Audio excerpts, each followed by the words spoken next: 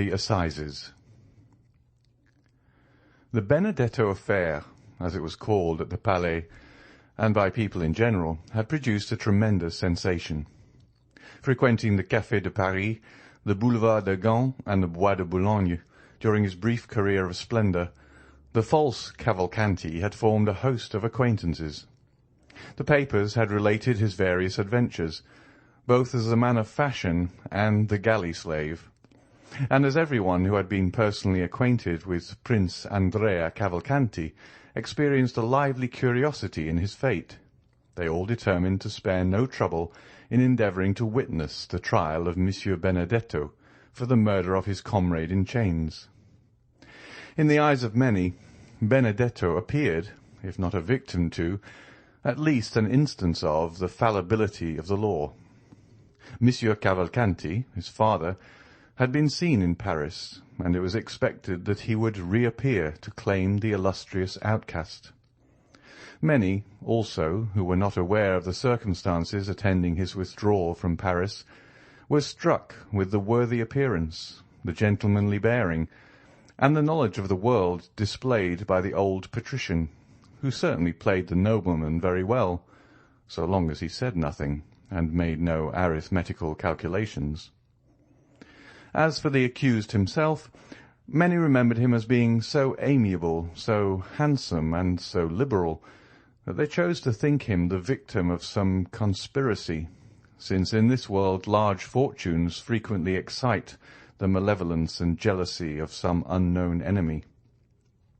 Every one, therefore, ran to the court, some to witness the sight, others to comment upon it. From 7 o'clock in the morning, a crowd was stationed at the iron gates, and an hour before the trial commenced, the hall was full of the privileged. Before the entrance of the magistrates, and indeed frequently afterwards, a court of justice, on days when some special trial is to take place, resembles a drawing-room where many persons recognize each other and converse, if they can do so, without losing their seats, or if they are separated by too great a number of lawyers, communicate by signs. It was one of the magnificent autumn days which made amends for a short summer. The clouds which Monsieur de Villefort had perceived at sunrise had all disappeared as if by magic, and one of the softest and most brilliant days of September shone forth in all its splendour. Beauchamp, one of the kings of the press, and therefore claiming the right of a throne everywhere, was eyeing everybody through his monocle. He perceived Château Renaud and Debray, who had just gained the good graces of a sergeant-at-arms, and who had persuaded the latter to let them stand before instead of behind him, as they ought to have done. The worthy sergeant had recognized the minister's secretary and the millionaire, and by the way of paying extra attention to his noble neighbours, promised to keep their places while they paid a visit to Beauchamp. "Well," said Beauchamp, "we shall see our friend." "Yes, indeed," replied Debray. "That worthy prince. Deuce take those Italian princes! A man, too, who could boast of Dante for a genealogist, and could reckon back to the Divine Comedy." "A nobility of the rope," said Château Renaud phlegmatically. "He will be condemned, will he not?" asked Debray of Beauchamp. "My dear fellow, I think we should ask you that question. You know such news much better than we do. Did you see the President at the Minister's last night?" "Yes." "What did he say?" "Something which will surprise you." "Oh, make haste and tell me, then. It is a long time since that has happened." "Well, he told me that Benedetto, who is considered a serpent of subtlety and a giant of cunning, is really but a very commonplace, silly rascal, and altogether unworthy of the experiments that will be made on his phrenological organs after his death." "Bah!" said Beauchamp. "He played the prince very well." "Yes, for you who detest those unhappy princes, Beauchamp, and are always delighted to find fault with them, but not for me, who discover a gentleman by instinct, and who scent out an aristocratic family like a very bloodhound of heraldry." "Then you have never believed in the principality?" "Yes, in the principality, but not in the prince." "Not so bad," said Beauchamp. "Still, I assure you he passed very well with many people. I saw him at the minister's house."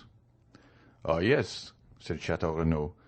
"The idea of thinking ministers understand anything about princes." "There is something in what you have just said," said Beauchamp, laughing. "But," said Debray to Beauchamp, "if I spoke to the president, you must have been with the procureur." "It was an impossibility. For the last week Monsieur de Villefort has secluded himself. It is natural enough. This strange chain of domestic afflictions, followed by the no less strange death of his daughter." "Strange? What do you mean, Beauchamp?" "Oh, yes. Do you pretend that all this has been unobserved at the minister's?" said Beauchamp, placing his eyeglass in his eye, where he tried to make it remain. "My dear sir," said Chateau Renaud, "allow me to tell you that you do not understand that manoeuvre with the eyeglass half so well as Debray. Give him a lesson, Debray." "Stay," said Beauchamp. "Surely I am not deceived." "What is it?" "It is she." "Whom do you mean?" "They said she had left." "Mademoiselle Eugénie?" said Chateau Renaud. "Has she returned?" "No, but her mother." "Madame Danglars?" "Nonsense! Impossible!" said Chateau Renaud. "Only 10 days after the flight of her daughter, and 3 days from the bankruptcy of her husband." Debray coloured slightly, and followed with his eyes the direction of Beauchamp's glance. "Come," he said, "it is only a veiled lady, some foreign princess, perhaps the mother of Cavalcanti. But you are just speaking on a very interesting topic, Beauchamp."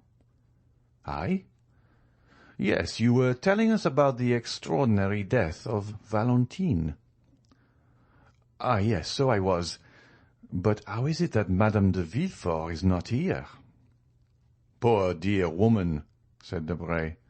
"She is no doubt occupied in distilling balm for the hospitals or in making cosmetics for herself or friends. Do you know she spends 2,000 or 3,000 crowns a year in this amusement? But I wonder she is not here. I should have been pleased to see her, for I like her very much." "And I hate her," said Chateau Renaud. "Why?" "I do not know. Why do we love? Why do we hate? I detest her from antipathy." "Or rather by instinct." "Perhaps so. But to return to what you were saying, Beauchamp." "Well, do you know why they die so multitudinously at Monsieur de Villefort's?" "Multitudinously is good," said Chateau Renaud. "My good fellow, you'll find the word in Saint-Simon." "But the thing itself is at Monsieur de Villefort's.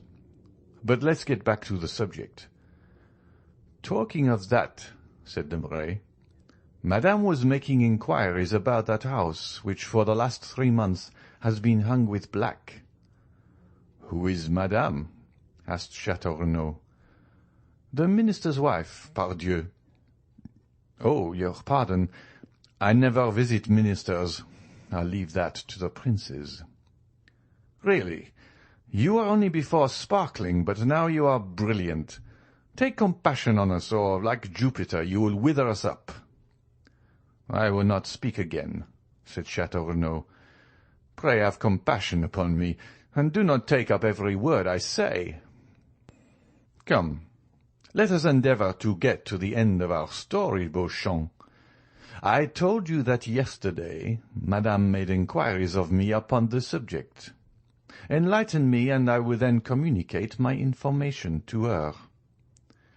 "Well, gentlemen, the reason people die so multitudinously, I like the word, at Monsieur de Villefort's is that there is an assassin in the house." The two young men shuddered, for the same idea had more than once occurred to them. "And who is the assassin?" they asked together. "Young Edward." A burst of laughter from the auditors did not in the least disconcert the speaker, who continued, "Yes, gentlemen, Edward, the infant phenomenon, who is quite an adept in the art of killing." "You are jesting." "Not at all. I yesterday engaged a servant who had just left Monsieur de Villefort. I intend sending him away tomorrow, for he eats so enormously to make up for the fast imposed upon him by his terror in that house. Well, now listen." "We are listening." "It appears the dear child has obtained possession of a bottle containing some drug, which he every now and then uses against those who have displeased him. First, Monsieur and Madame de Saint-Méran incurred his displeasure, so he poured out 3 drops of this elixir. 3 drops were sufficient. Then followed Barrois, the old servant of Monsieur Noirtier, who sometimes rebuffed this little wretch. He therefore received the same quantity of the elixir. The same happened to Valentine, of whom he was jealous. He gave her the same dose as the others, and all was over for her as well as the rest." "Why, what nonsense are you telling us?" said Château Renaud. "Yes, it is an extraordinary story," said Beauchamp. "Is it not?" "It is absurd," said Debray. "Ah," said Beauchamp, "you doubt me. Well, you can ask my servant, or rather him who will no longer be my servant tomorrow. It was the talk of the house." "And this elixir, where is it? What is it?" "The child conceals it."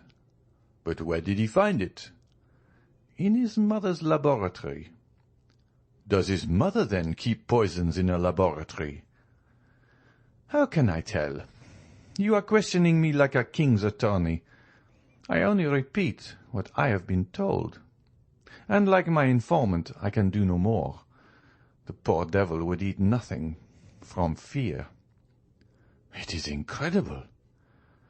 "No, my dear fellow, it is not at all incredible. You saw the child pass through the Rue Richelieu last year, who amused himself with killing his brothers and sisters by sticking pins in their ears while they slept. The generation who follow us are very precocious." "Come, Beauchamp," said Château Renaud, "I will bet anything you do not believe a word of all you have been telling us." "I do not see the Count of Monte Cristo here." "He is worn out," said Debray. "Besides, he could not well appear in public, since he has been the dupe of the Cavalcanti, who, it appears, presented themselves to him with false letters of credit, and cheated him out of 100,000 francs upon the hypothesis of this principality." "By the way, Monsieur de Château Renaud," asked Beauchamp, "how is Morel?" "Ma foi, I've called him 3 times without once seeing him. Still, his sister did not seem uneasy, and told me that though she had not seen him for 2 or 3 days, she was sure he was well." "Ah, now I think of it, the Count of Monte Cristo cannot appear in the hall," said Beauchamp. "Why not?" "Because he is an actor in the drama." "Has he assassinated anyone, then?" "No, on the contrary. They wish to assassinate him. You know that it was in leaving his house that Monsieur de Caderousse was murdered by his friend Benedetto. You know that the famous waistcoat was found in his house, containing the letter which stopped the signature of the marriage contract. Do you see the waistcoat? There it is, all blood-stained on the desk as a testimony of the crime." "Ah, very good." "Hush, gentlemen, here is the court. Let us go back to our places." A noise was heard in the hall. The sergeant called his 2 patrons with an energetic "Hem!" and the doorkeeper appearing called out with that shrill voice peculiar to his order ever since the days of Beaumarchais, "The court, gentlemen!" End of chapter 109.